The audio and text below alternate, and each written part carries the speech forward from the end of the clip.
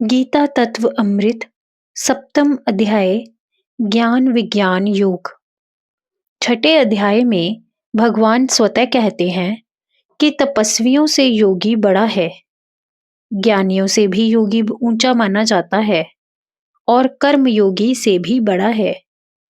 इसलिए हे अर्जुन, तू योगी हो। योगियों में भी वह श्रद्धावान सबसे श्रेष्ठ युक्ततम है जो अपना अंतःकरण मुझ में लगाकर मुझे भजता है।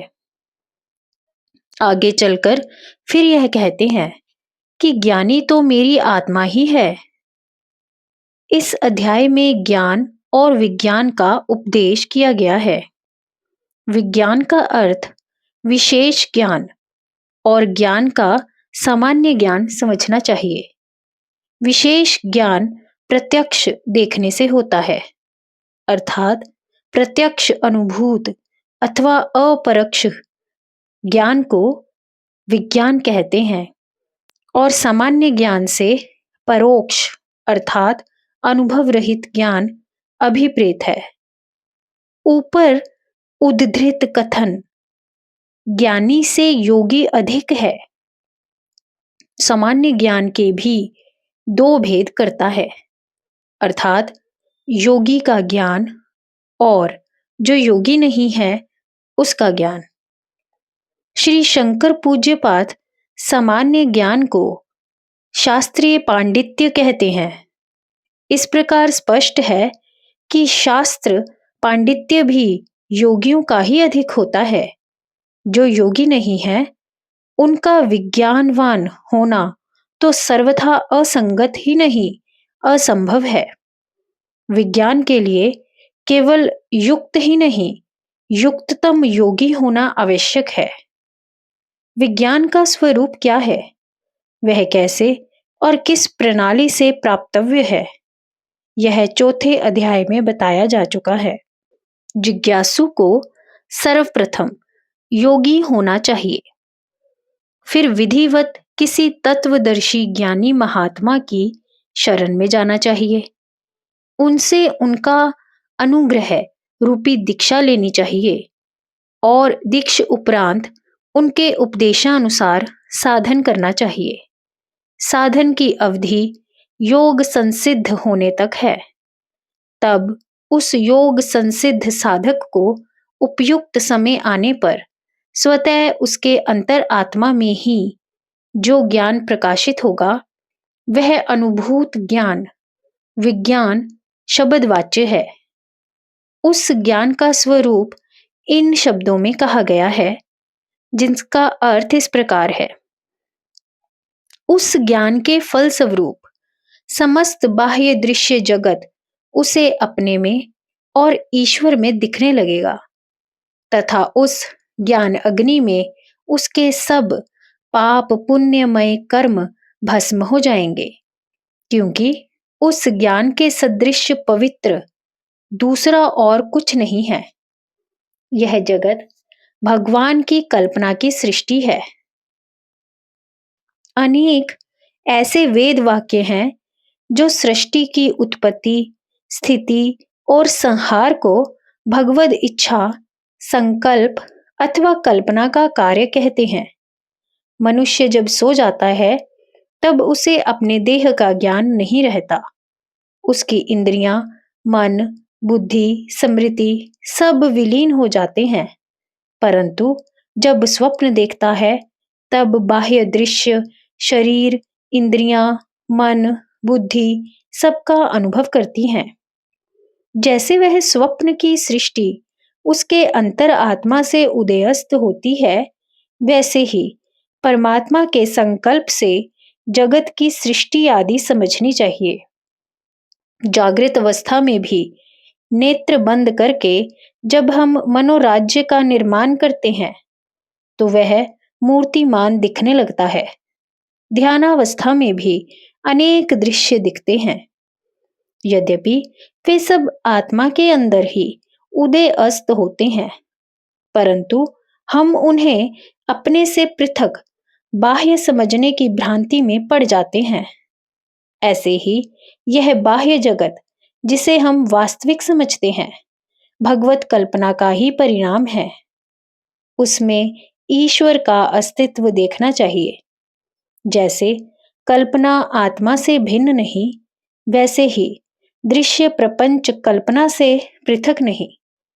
ऐसी दृष्टि वाले योगी को सारा जगत ब्रह्मामय भासने लगता है। भगवान कहते हैं, यह बाह्य दृष्टि है।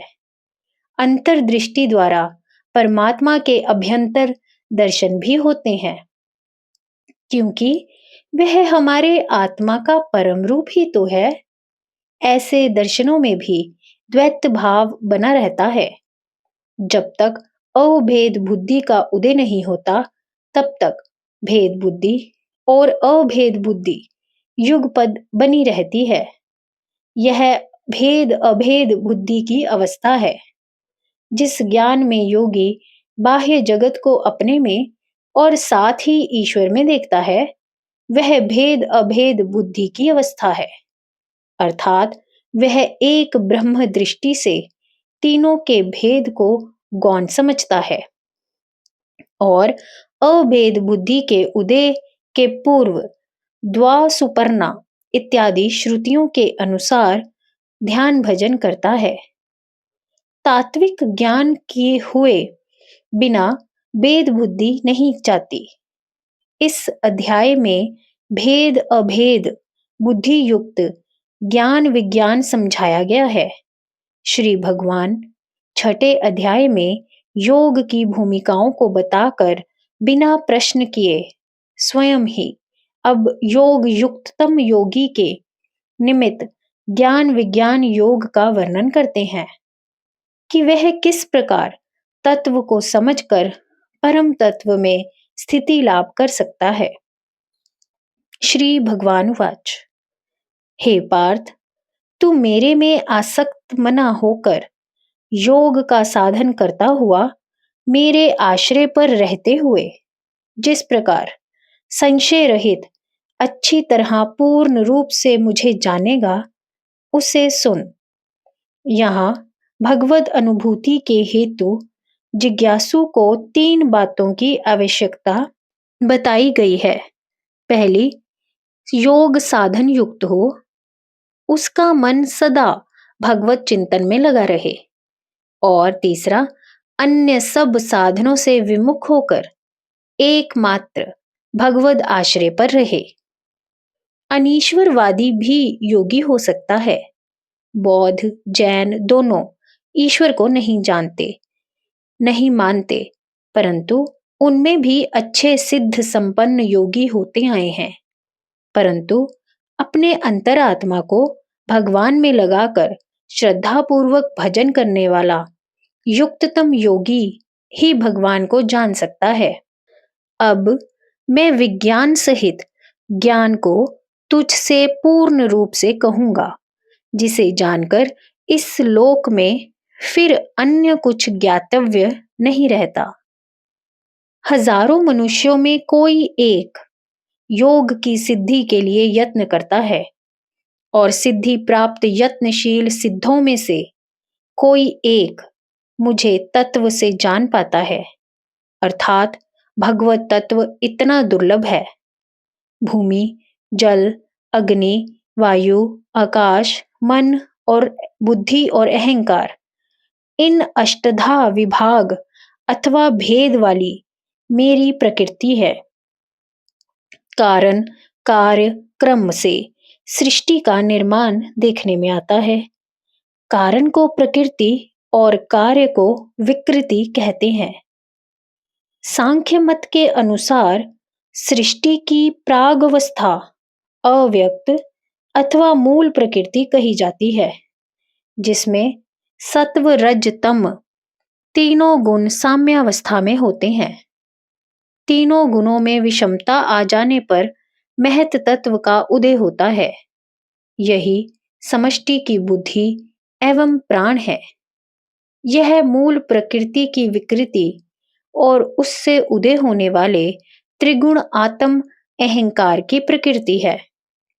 सात्विक से मन, तामसिक से शब्द स्पर्श रूप रस गंध, 5 तन मात्राएं और राजसिक से 5 कर्मेंद्रियों एवं 5 ज्ञानेंद्रियों की उत्पत्ति कही जाती है। पांचों तन्मात्राओं को पंचीकरण द्वारा आकाश, वायु, अग्नि, जल और पृथ्वी की सृष्टि होती है। इसलिए अहंकार और 5 तन्मात्राएं प्रकृति विकृति हैं और आकाश, वायु, अग्नि, जल, पृथ्वी आदि 5 महाभूत, 10 इंद्रियां और मन विकृतियां मात्र हैं, प्रकृति नहीं है। परंतु इस श्लोक में 5 महाभूत तथा मन को भी प्रकृति कहा गया है। यद्यपि इनसे किसी तत्व की सृष्टि नहीं होती, इसलिए पूज्यपाद श्री शंकराचार्य महाराज अपने भाष्य में कहते हैं कि महाभूतों से तन्मात्राएं, मन से अहंकार, बुद्धि से महत तत्व और अहंकार से मूल प्रकृति समझना चाहिए। वासना के सदृश प्रवर्तक होने के कारण अव्यक्त अहंकार की सुप्त दशा ही अहंकार है। इस अष्टधा प्रकृति को भगवान ने मैं कहकर अपने अधीनस्थ कहा है। सांख्य के मत अनुसार प्रधान अर्थात अव्यक्त स्वतंत्र है। जय गुरुदेव।